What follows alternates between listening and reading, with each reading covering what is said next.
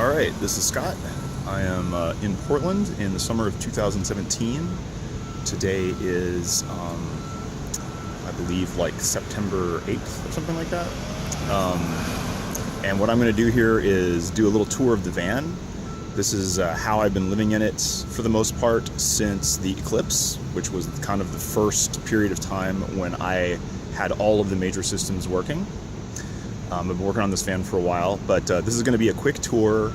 I do want to be able to post this on the internet for people, but the main reason I'm doing this is to give myself a reference, a historical reference for where the van has been, because for me the design process is very much about trying something and then making changes, and so it's really important to document the process over time. So I'm going to switch over to going from the front now, so I can show you the van. This is Junior, my 2007 short wheelbase, high top Dodge Sprinter. It's actually made by Mercedes, like all Sprinters are, whether they're made by Dodge or marketed by Dodge or Freightliner or Mercedes itself.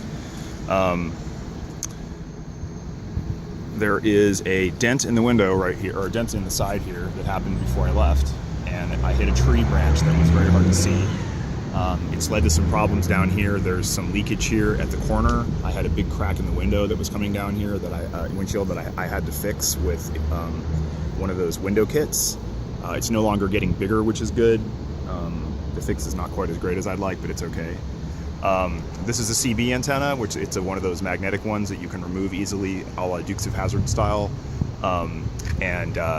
I use it for talking to truckers and for emergencies, so I have some other way to communicate if I'm out of cell range. I haven't really gotten it to work very well yet. I need to get what they call a SWR meter to basically tune the antenna correctly.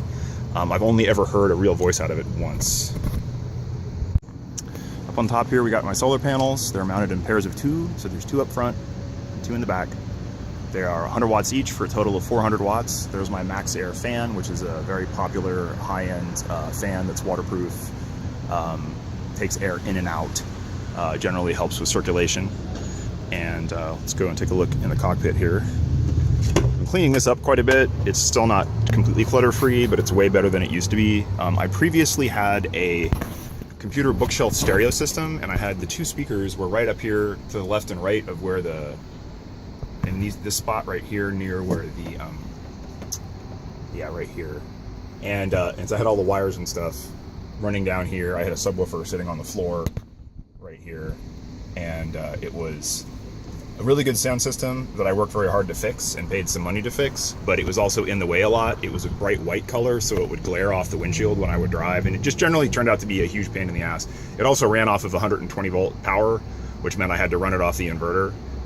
What I finally did was fix these speakers. You can see the one right there under the steering wheel there on the other side, and there's one also over here.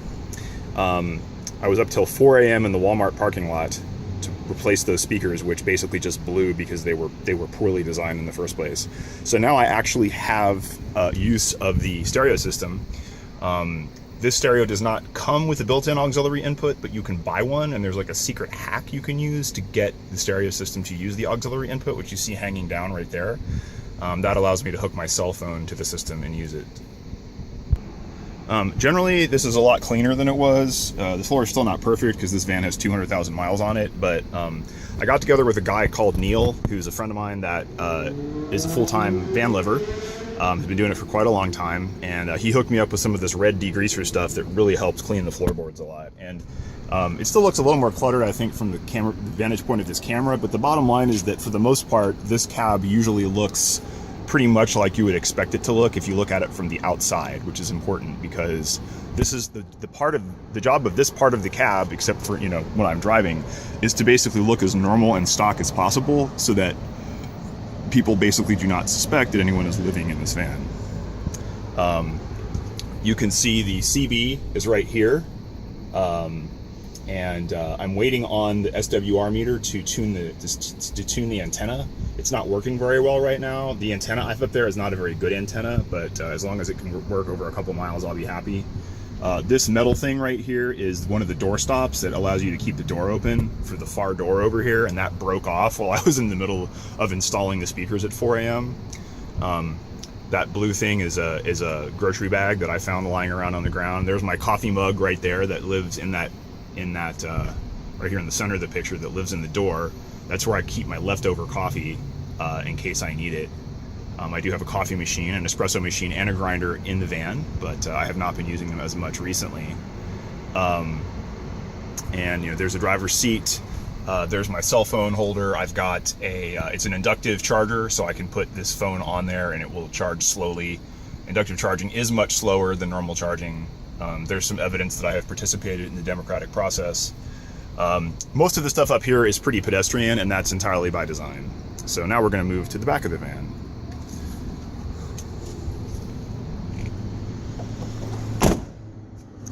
So right now, I can get to the back of the van either through here, like there is a spot, and I have some curtains up that we'll see from the other side, or I can come in through this side door. The back doors are blocked right now because of how I have the bed set up. I usually try to go in through the front when I'm in a situation where I want to allay suspicion, because that's what people expect. So now here we have the door open, and right now, the way I have this set up, like just to the right when you come in is my Brompton folding bike. It's held on by a bungee.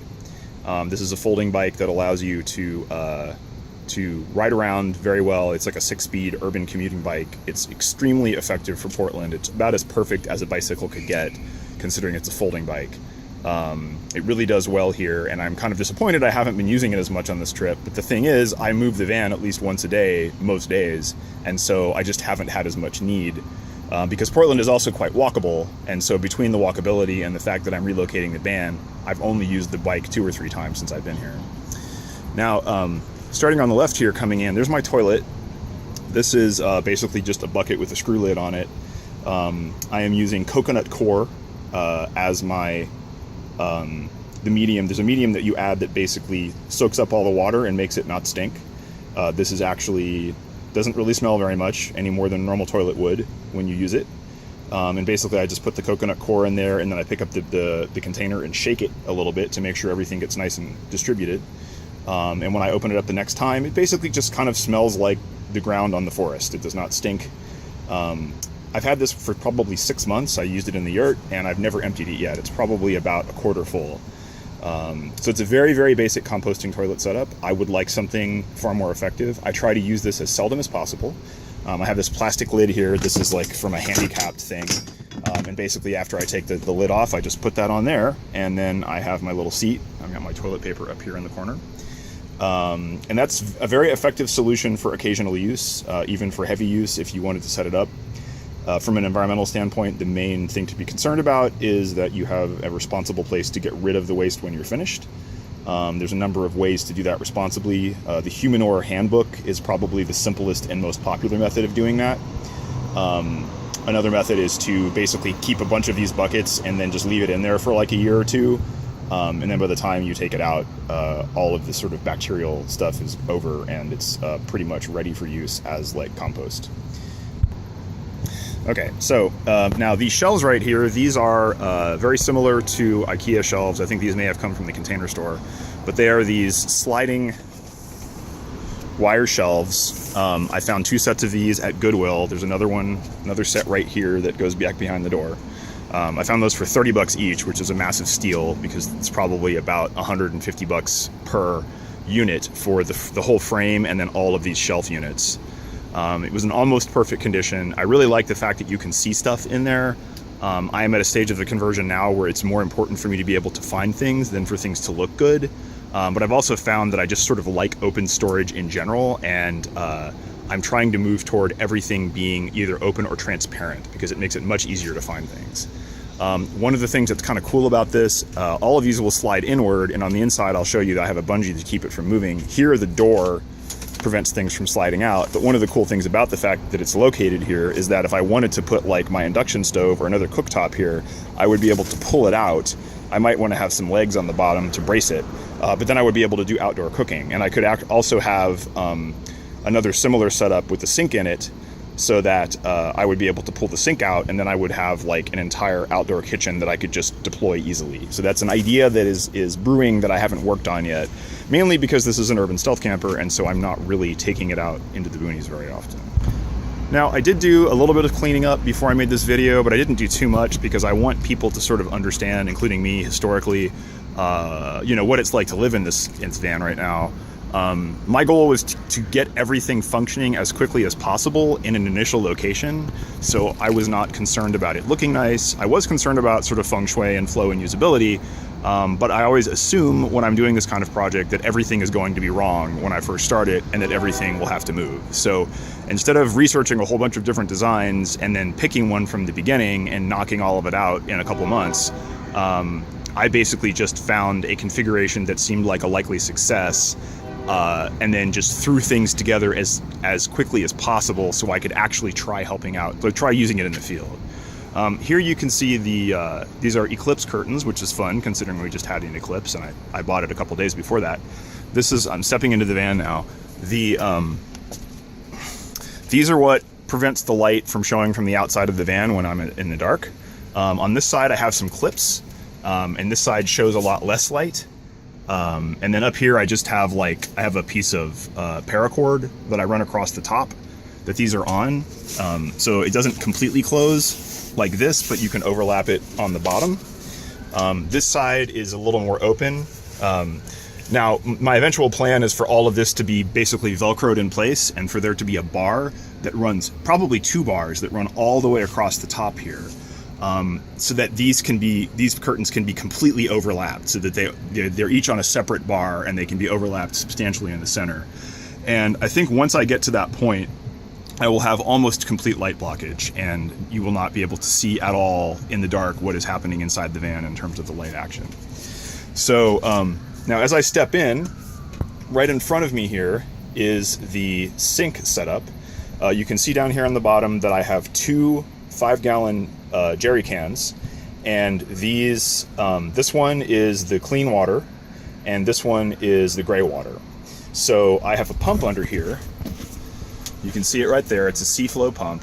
This setup was previously using a windshield washer pump from a car, and there are many things I actually liked about that design better. It was cheaper, it was quieter, and this has a tendency to continue pumping after you let go of the switch, just because it's so much more powerful and because the hoses are bigger. But this is a much higher quality pump that will last a lot longer. The problem with the other pump was that it had to be at the bottom of the can. It could not be at the top right here, because windshield washer pumps are designed to be mounted at the bottom of the reservoir, which meant that there was all kinds of stuff here, all kinds of pipes and things, and this was on the ground, which meant that if any of those things leaked, all of the water would leak out into the van, which was really terrible.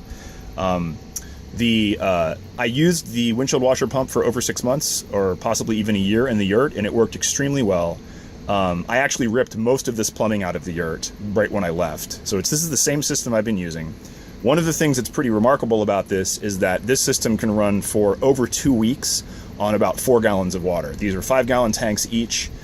You don't want to completely fill up your input tank, both because it's heavy and hard to move around, but also because not everything that goes into the output tank is going to come from the input tank.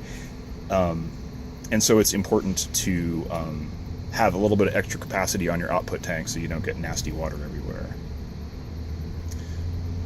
Now the plumbing here is custom made because the flow rate of this is so low that a normal P-trap will not work. But it's the same idea. It has this P-trap mechanism so that the water stays in here, and that prevents the smell from inside this container from getting out. Now in the yurt I also have a hose that goes from this hole right here to a vent, which I would prefer to use because otherwise there is nowhere else for the smelly air to go, and sometimes it will come out the top. Now on this trip, because I have been using my fan almost constantly, I haven't had any trouble whatsoever with weird smells coming from the sink. Down here is also, this is my Starbucks barista coffee maker. When I want to use it, I basically just unhook it from here and then put it up, and I put it up on top here where we'll go next. So this is the top of the sink. The last thing on the bottom that's important is this pedal, which is just an electrical connection to the pump. And what happens is when I step on this pedal right here, the spray top up here starts spraying. And this is basically like a bug sprayer. And you can tune whether you want it wide or narrow, depending on how much pressure you need for a given task. But I found that this is like super useful. It's very good for doing dishes. And I'm able to do dishes and wash my hands several times a day in this and still have 4 gallons of water last me 2 weeks. Now, I'm not drinking that water. That's only water for the use in this sink. I got a little caddy here. It's got my toothbrush, chopsticks, which is like my favorite tool, cleaning tools, this plastic cup. All that kind of keeps together so when I'm bouncing around in the van, it doesn't go everywhere. Now, this is my cooktop. I do have a really nice Ramblewood Green propane cooktop that is not installed right now. I did not bring it with me on the trip. I wanted to see how far I could push my electrical usage because I've never used this electrical system in the field before, and I wanted to give it a thorough testing. So this is an induction cooktop which uses up to 1500 watts, which is a hell of a lot on a RV electrical system. But I usually use it the way that you see right here. Like I do cook on a normal skillet. It has to be induction ready, which means that the stainless has to be somewhat magnetic. Many really nice stainless cook stuff does not work on induction because it's not magnetic enough. But so right here, one of the best things I found at a thrift store was this Chuckwagon soda steel container, because it is stainless but it is magnetic, which basically means that I can put like soup or whatever else I want to cook in here, and then I come in, we'll do a little demo here with some water.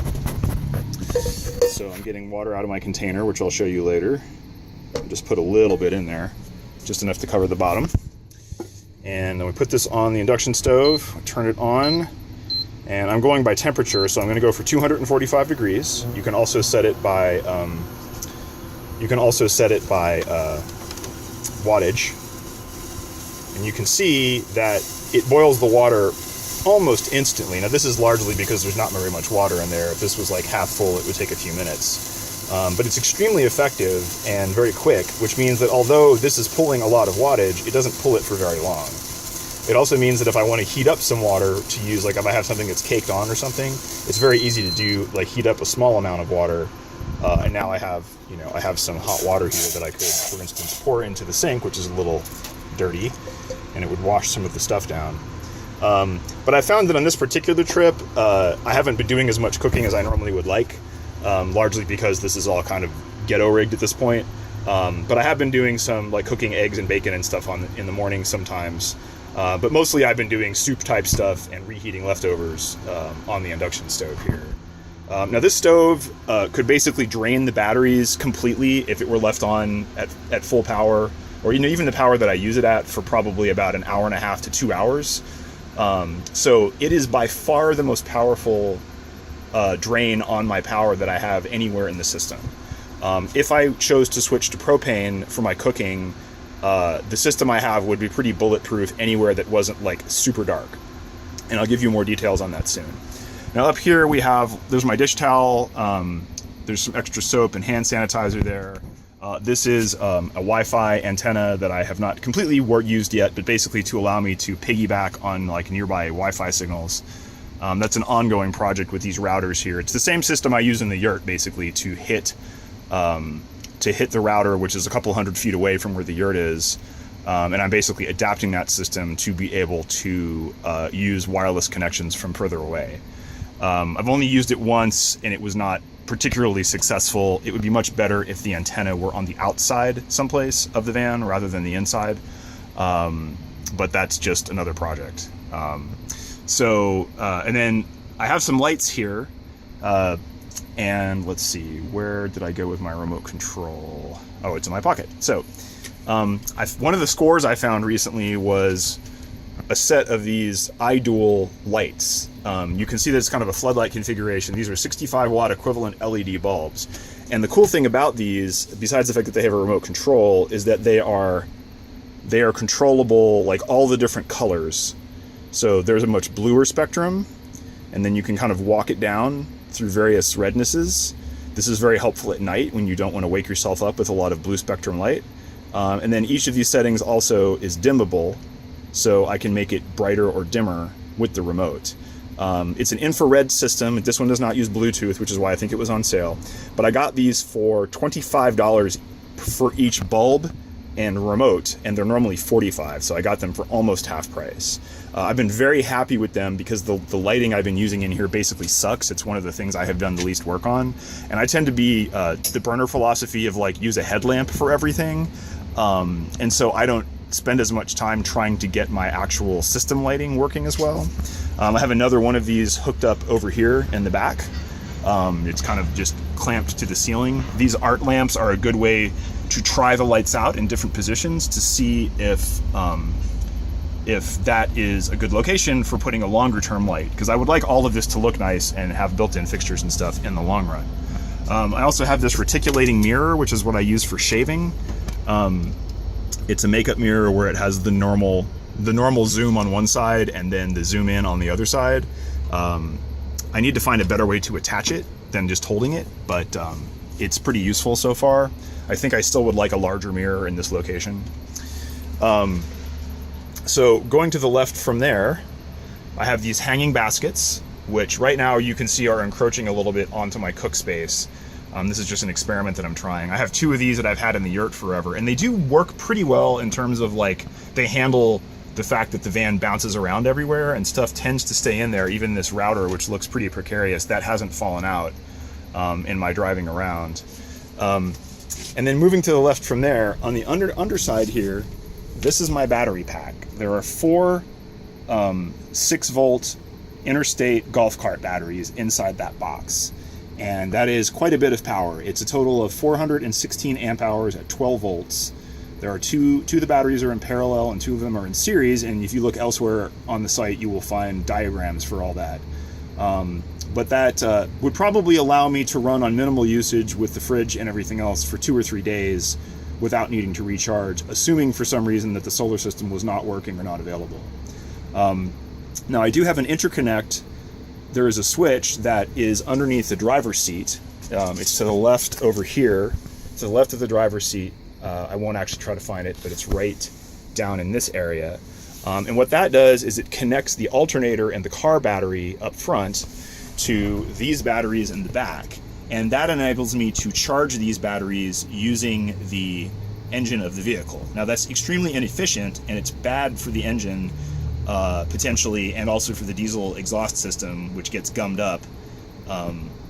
One thing that helps is to increase the RPM, and I do have, I don't know where if I can find it now, I basically have a wood clamp that can be used to go, it basically goes under here, and it goes, one side goes on the gas pedal, and the other side goes under the steering wheel, and you basically wedge it in there, and then, you know, clamp it a little bit. It's the kind of clamp that like clamps open rather than closed, and it basically pushes on the gas pedal a little bit to give you a higher RPM. So it's kind of a ghetto idle, and a ghetto idle adjust, and allows me to run the engine at a higher RPM. I've only used it once and then it broke because it's a cheap piece of crap from Harbor Freight.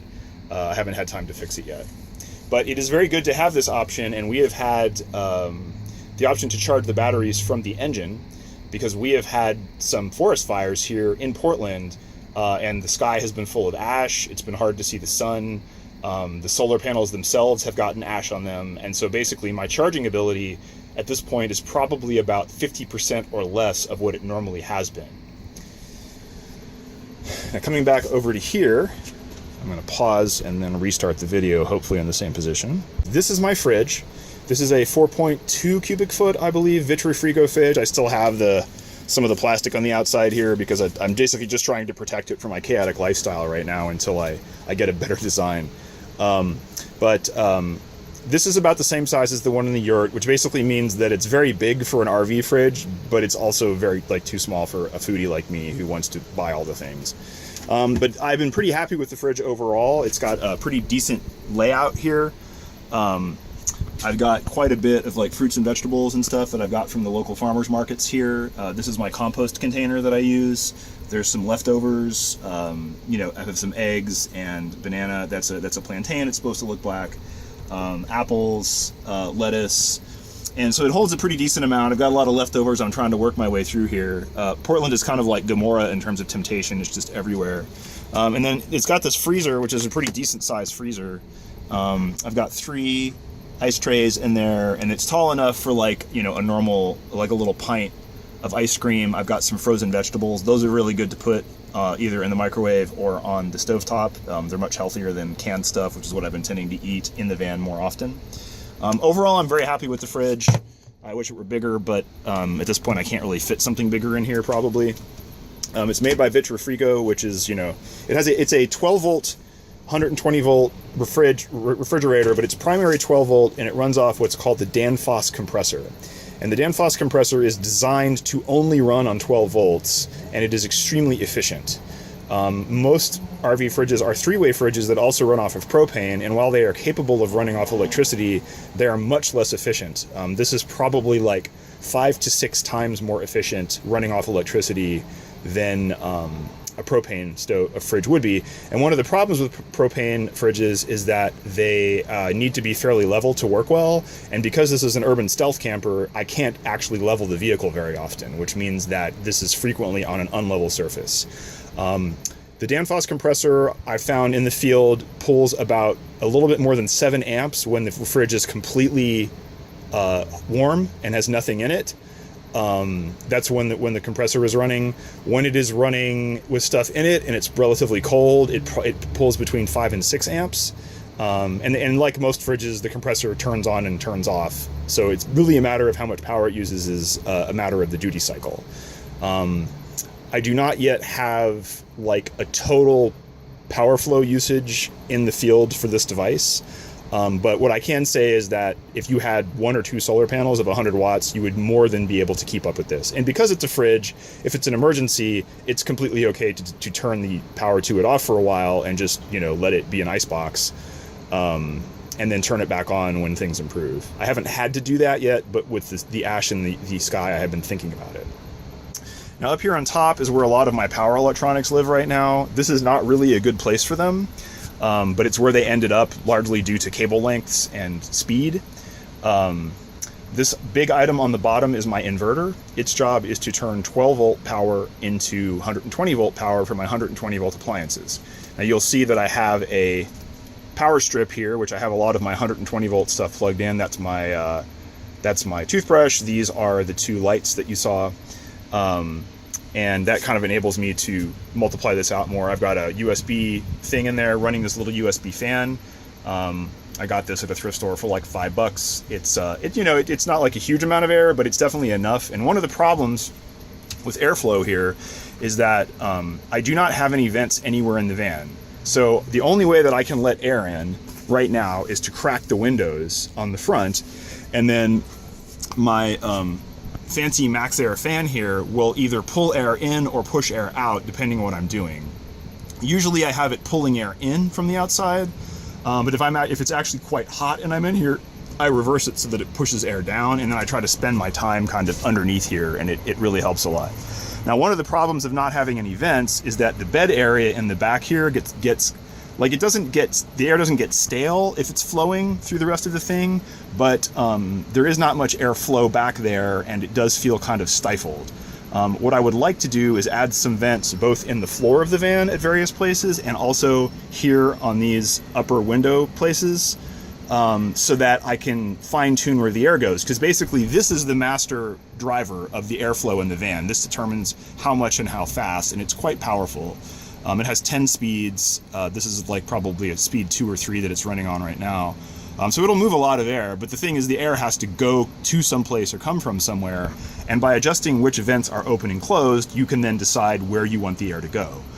Right now, it's very hard for me to get air back into this section because there's no venting, and also because I can't really open those rear doors right now because there's so much crap back there that a lot of stuff will fall out if I do that. And that is one of the design problems that I am working on fixing. But what I do, this is a little USB fan. It probably uses as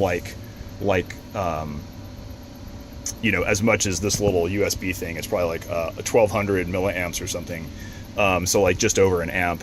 But it works pretty well. It's adjustable, and it helps me get more airflow to the places in the van that it does not go very well. Now, continuing on our power stack here, if I can get the fan to stay put. This next thing on top is the solar charger. So the solar wires come down from the roof up here. I still have these screws coming down from the ceiling, which doesn't make me happy. I need to find a way to cover those up. But it's very important to get this stuff sealed. So there's a clamshell up there on top with all kinds of fancy gaskets and various types of goop to prevent water from getting in. I haven't had any problems so far. These solar wires run down here, and then they come in the back. Now back here is where a lot of the business end stuff is happening right now with the electrical in the van. I also have down here, this is for my smaller stuff. This is a Blue Sea fuse box that I really like. It's very organized. It makes it easy to keep track of things, to connect things and disconnect things. It is what my small stuff is running on, and in this van, the small stuff is the fridge, which is actually the largest sort of, long-term draw. The fan, and there's at least one other item that I have on there that I'm not remembering at the moment. It's another small item. But basically, that fuse box is how I would like it to be, where everything is in one place and it's nice and neat and organized, and I can disconnect and replace fuses and everything. Now, what I don't like right now is that all of my heavy stuff is hooked up back here, and on the back of the inverter, these two big screws are where all of my heavy power electronics are hooked up. So like the interconnect that goes off and hooks up to the alternator is there. That is where the solar charger is hooked up. That is where the interconnect is between the batteries below and this. So basically these two screws are being used as my power distribution points for the entire van. And that is not a good design. It's not particularly unsafe at the moment, but it definitely is less organized than I want. And the only reason that this is sitting up here right now is because that's where I was able to strap it before I left. Originally, I had the strap going over the top of the solar charger, and what was happening is that this button right here, which has some important purposes, this button was getting pressed, not directly, but just because the case was being pushed down so much, and this is actually quite a strong magnesium case, but it was being distorted just enough that weird things were happening. And I couldn't figure out what it was for a while, but what I finally realized is that this cargo strap, which is, strong enough to hold my weight for sure, was pushing down on this enough to make this activate this button, and that was causing all kinds of problems. Now, one thing, this is a Rhenology tracer,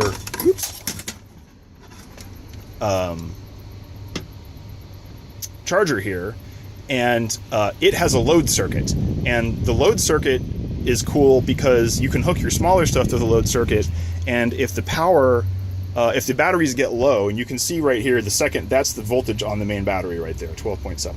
If that gets too low, it will automatically cut off those draws, which would include the fridge and the fan, to protect your batteries so that they don't get too low. And the other thing that's important is that this charger is an MMPT charger, which means it's, I think, maximum power point transfer, which means it's a better charger in terms of getting as much power from the solar panels into your batteries as possible. But because it doesn't want to damage the batteries, it will step down the amount of power that it's using whenever the batteries start to get full. And what that means is that you're basically wasting power. Like, there's power coming in from the panels that can't go into the batteries because you don't want to push it in there too fast, because it will cause problems. It will damage the batteries in the long run.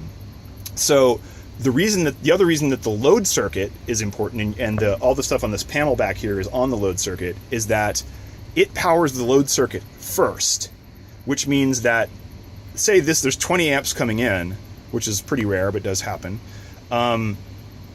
And the batteries can only take 2 amps of that power because they're almost full.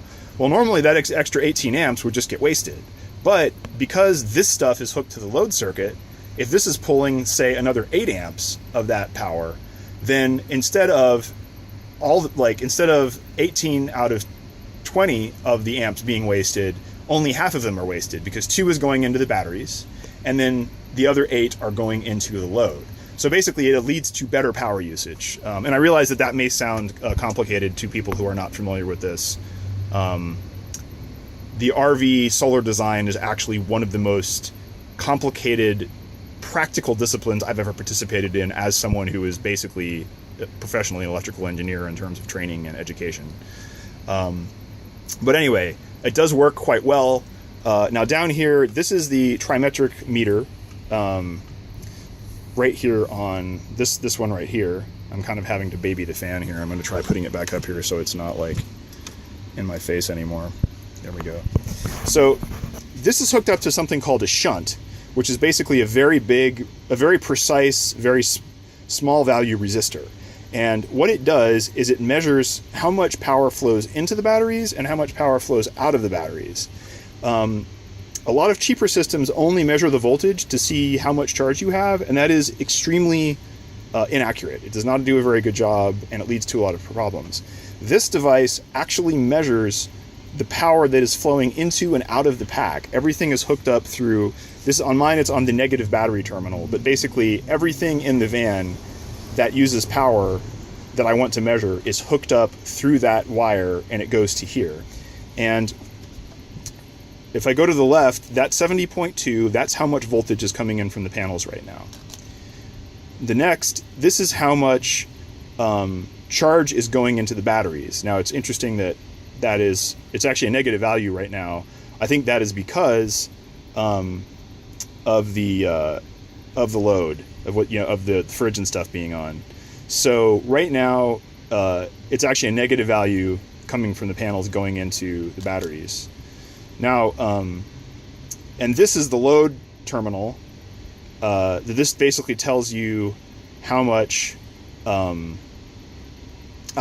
realized I made a mistake. This is actually for the solar charger. This is the remote control for this device. This other device right here with this super sexy 1980s beige setup, this is the trimetric meter that does all the measuring that I'm talking about. This is for the solar panels. So 70.3 volts is how much is coming in. So here, it's basically saying like we're just barely getting 0.4 amps into the batteries right now, which isn't very much. And you might ask yourself why when there's some sun in the sky. And the answer is because this last one right here, see the little light bulb? That's the load. So right now, 3.7 amps are being used on the load terminal, and this part is only what's left. This is what's left that's going into the batteries. And it's a kind of a cloudy day right now, so I'm not getting a whole lot of sun. So moving on to I'm going to do a pause here to make editing easier. So now this is the trimetric 2030 RV meter. This is the one that actually measures the flow into and out of the batteries.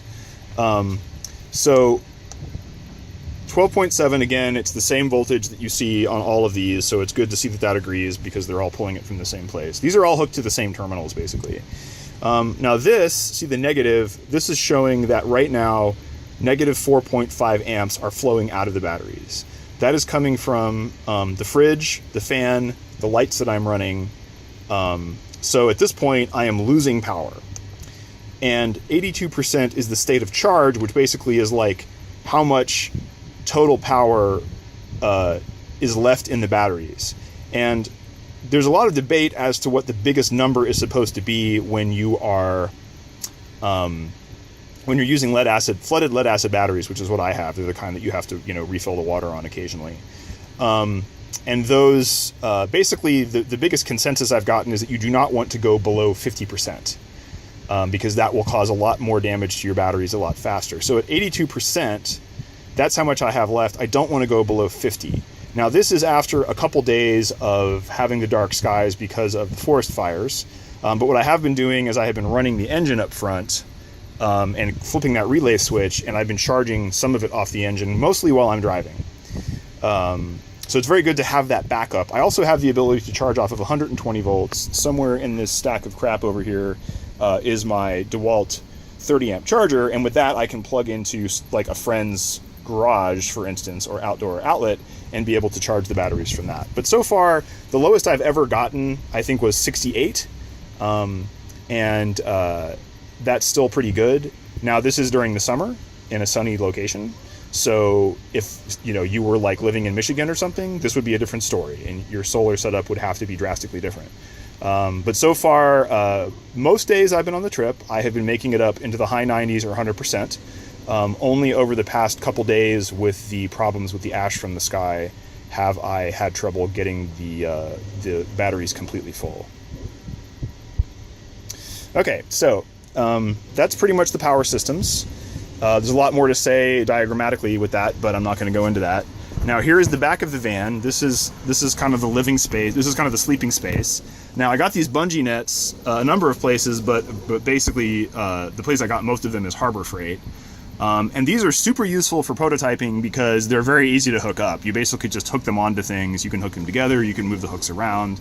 And as you can see, you just kind of can throw crap up there as long as it's not too heavy, and it gets it out of the way. So since I don't have any cabinets in the van right now, this is an extremely easy way for me to get the van in the field. And again, like, this design is nothing like what it's going to look like when it's finished, but it does allow me to say, like, if I had cabinets here, how much could I put in them? Is it handy to have things in those cabinets? Can I get to them or not get to them? Which items do I need to be able to get to more easily? So it's basically a prototyping thing.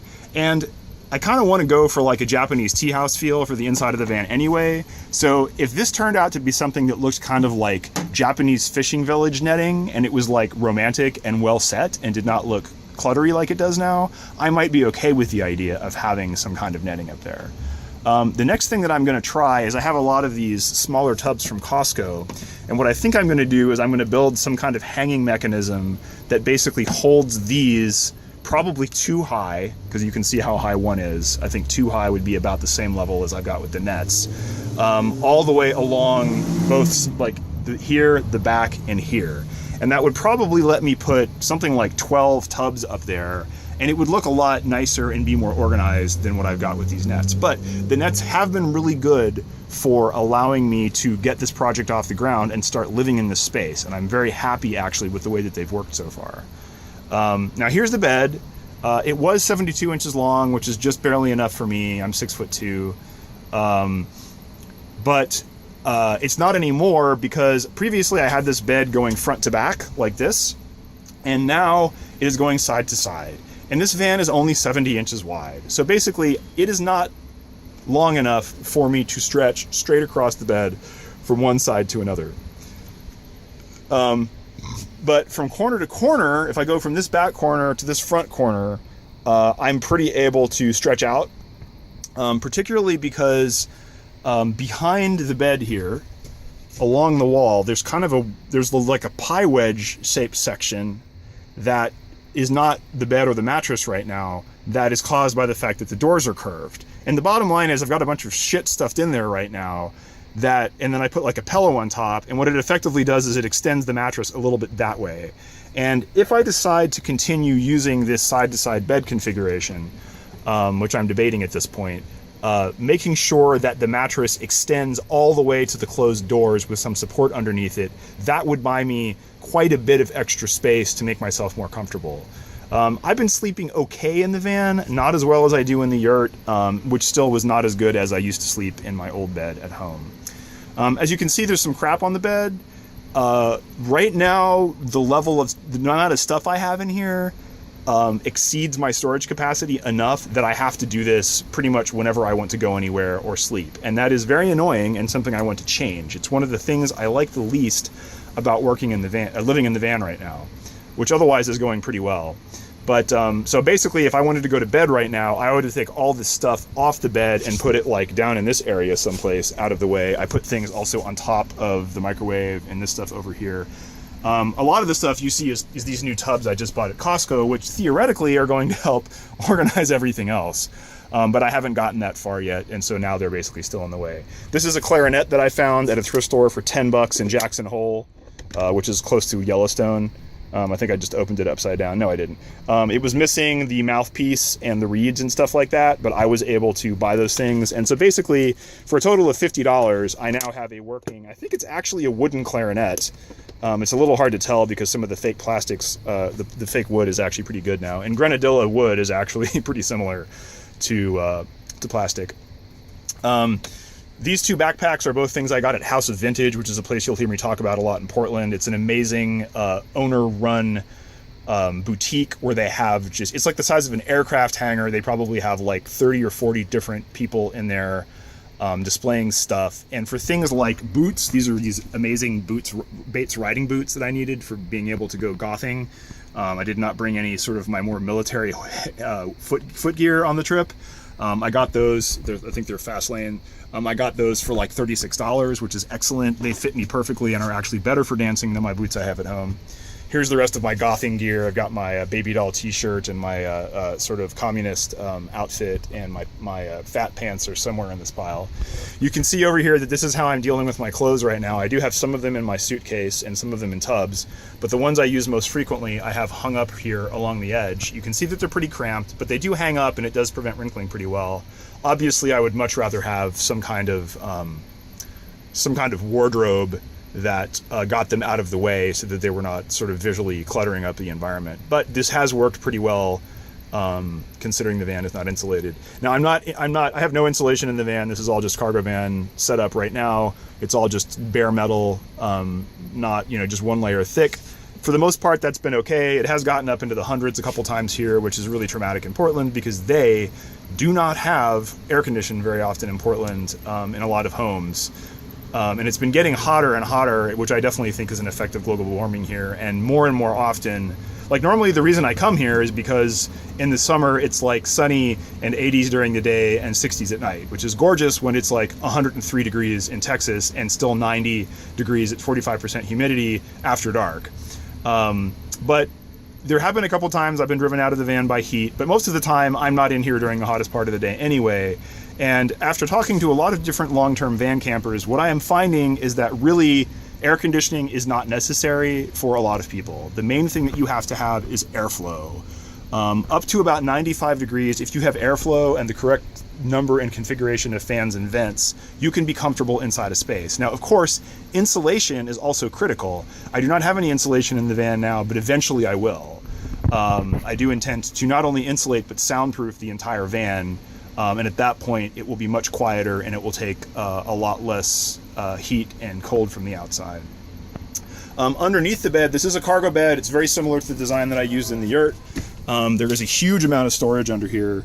You can stack 3 of these larger tubs that you see from the bottom to the top.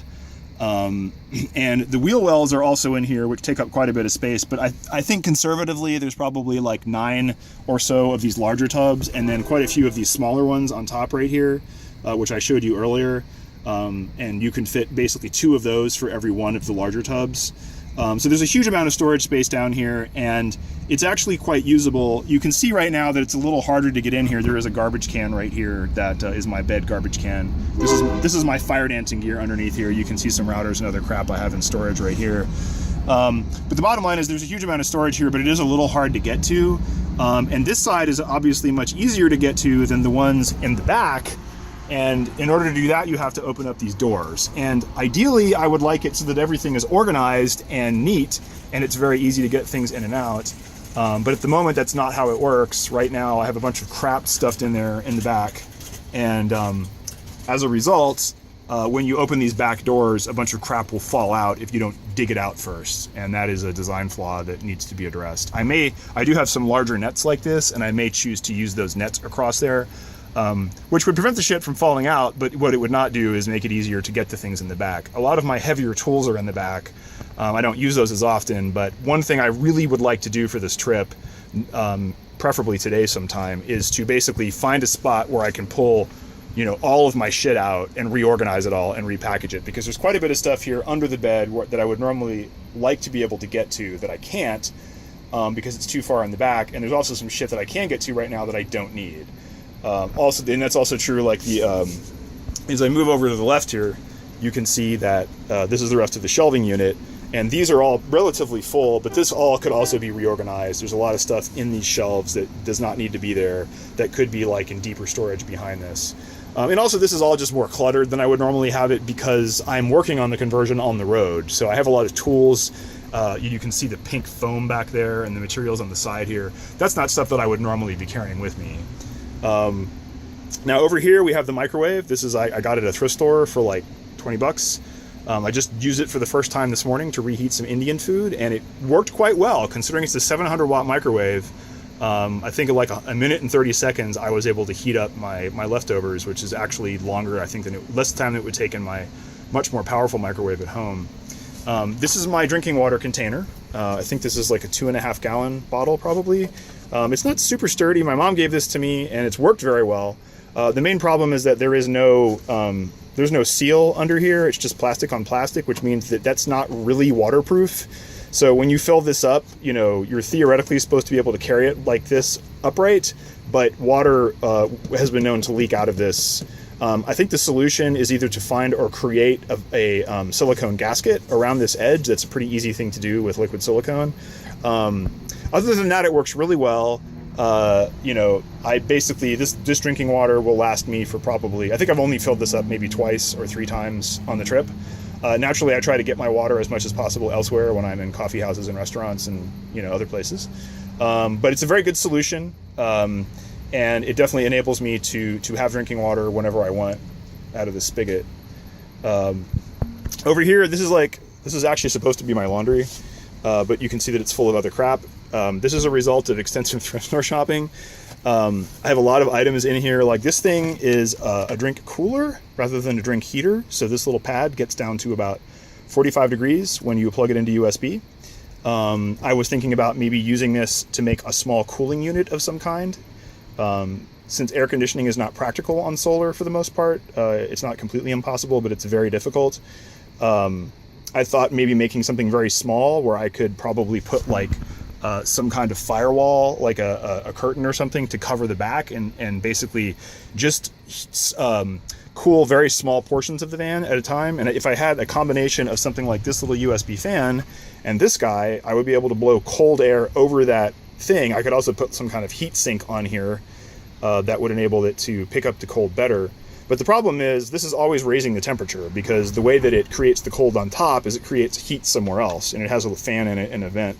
So in order to do this experiment, I would have to have hoses that went to the appropriate places to like remove the hot air, et cetera, et cetera. But it was, you know, a $5 experiment at Goodwill, and I figured it was worth a try. I have a bunch of other similar items. Like I've got, you know, this is a 120 volt cable that I can use to wire up all my lamps and stuff instead of using extension cords. There's an entire roll of that for $5. This is a compressor, an airbrush compressor that I found that works.